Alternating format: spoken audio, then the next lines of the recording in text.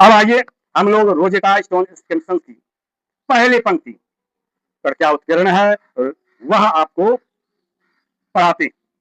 पहली पंक्ति पर उत्कीर्ण है, यह वास्तव में हरि नारायण भगवान विष्णु को समर्पित गरुड़ पुराण वाचा जाता है। आपके अभी भी जब श्राद्ध कर्म होते हैं उसमें गरुड़ पुराण का वाचन किया जाता है पितरों को के मुक्ति के लिए। तो वसी सत्य को यहाँ पर रोजिटा स्टोन इंस्क्रिप्शन पर प्रस्तुत किया है। पहला पंक्ति है, उत्कीर्ण लेख है, गरुत रा यानी देना, गरुत रा गौ ऋग ओ जप ऊ ई त्रा ए नारायण। इसका अब यहाँ पर देखिए इसमें तीन चीज प्राप्त होती है स्पष्ट रूप से, नारायण शब्द यानी भगवान नारायण के विषय में, गरुड़ के विषय में और ऋग वेद के विषय में बतलाया जाता है। तो अनुवाद क्या हुआ इस लेख का, हे गरुड़ दे ज्ञान ऋग्वेद की पवित्र जाप करें, ऋग्वेद के मंत्रों का पवित्र जाप करें, ओंकार की पूजे रक्षा करें, कौन पुकारे, हे नारायण।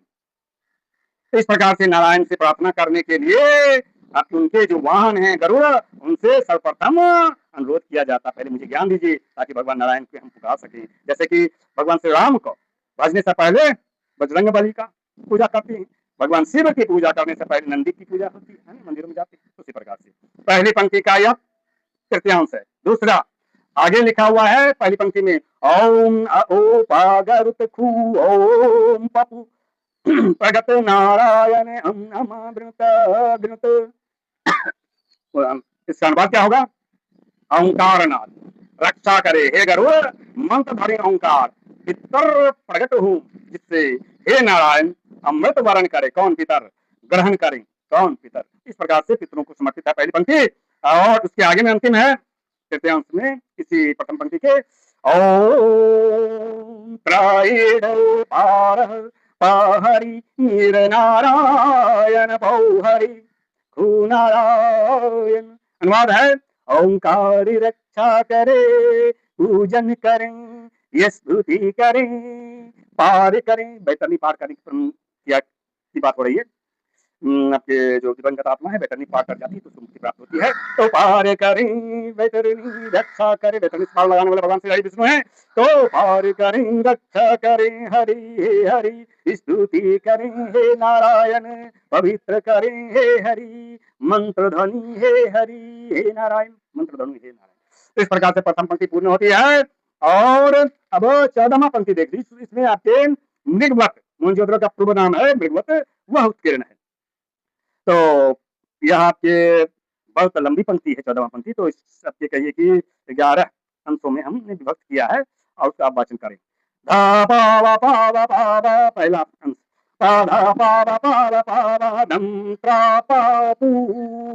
भज भज, बिल्कुल आपके इंडस मोहरों पर के लेखों के समान ही। धारण करें पवित्र पवित्र पवित्र, दम इंद्रिय संयम रक्षा करे, पवित्र करें, भजें भजें। आगे, गौ खूचित पादा इड दपू पौआ खू भज भज।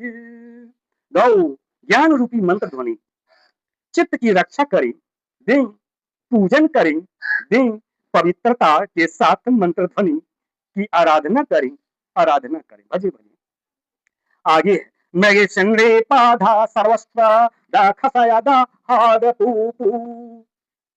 अनुवाद होगा, हे नरश्रेष्ठ रक्षा करें, धारण करें, सर्वस्व दें, खसे वंशधर, खस जाति के जो वंशधर हकामनी जो थे, दारेवास जो दारा था हकामनी वंश का, तो उसी वंश को कहते खसे वंश।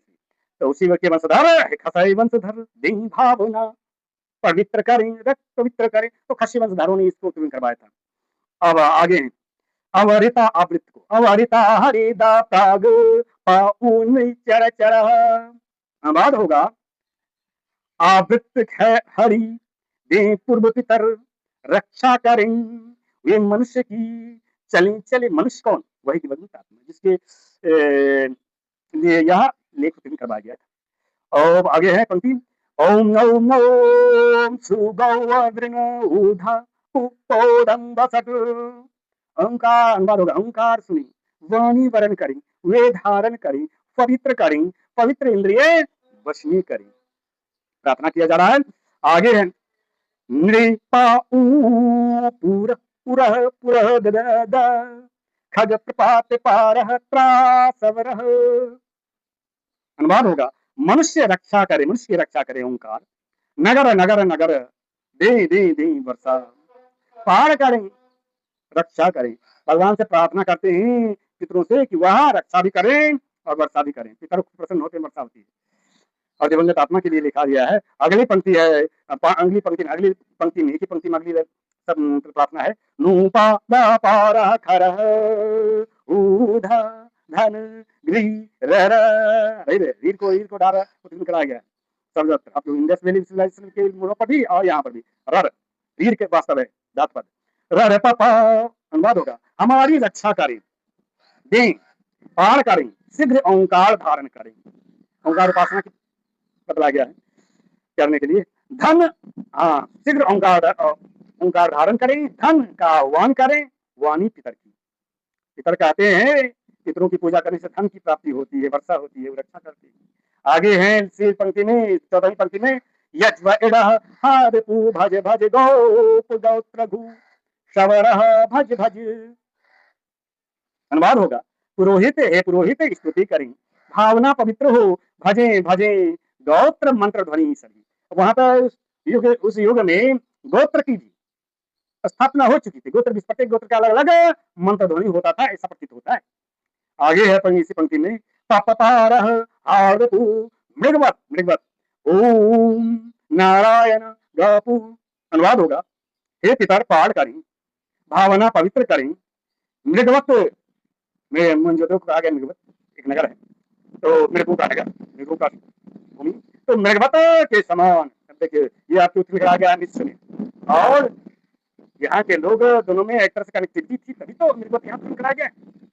तो भावना पवित्र करें मृगवत, ओ मृगवत यानी कि मोहनजोदड़ो के समान सिंधु हमारे जो आपके हैं उस नगर के जैसा ही।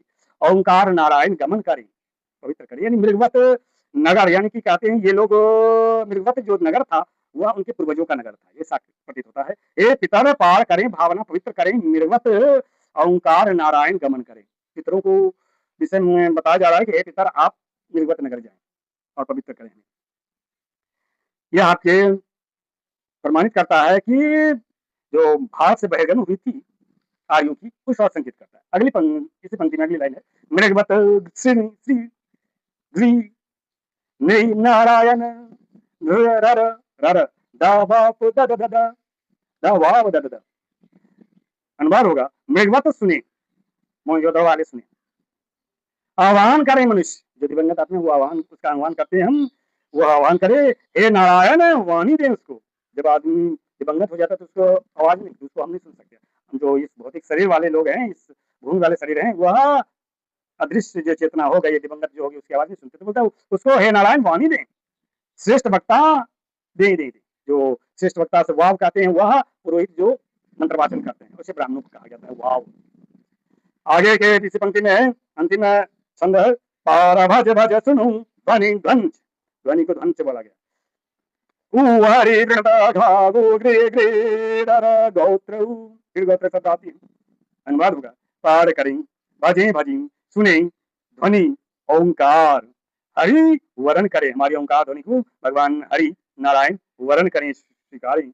आकाश, जो आकाश में रहते हैं, आवाहन करें, वाणी गोत्र की, हमारी जो गोत्र की वाणी है उसका श्रवण कौन करें, उस का श्रवण ओंकार स्वरूप भगवान श्री हरि विष्णु करें जो आकाश में रहते हैं।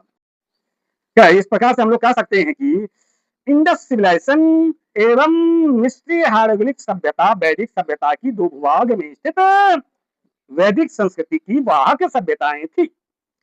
इंडस वैली सिविलाइजेशन के जो वासी थे उन्होंने ही मिस्री हायरोग्लिफ सभ्यता का स्थापना की। यहाँ पर उनको पितर कहा गया है, इंडस सिविलाइजेशन वाले को, जो मृगवत के वासी थे, यानी कि मोहनजोदड़ो से आपकी मिस्र की ओर आर्यों का बहिर्गमन हुआ था।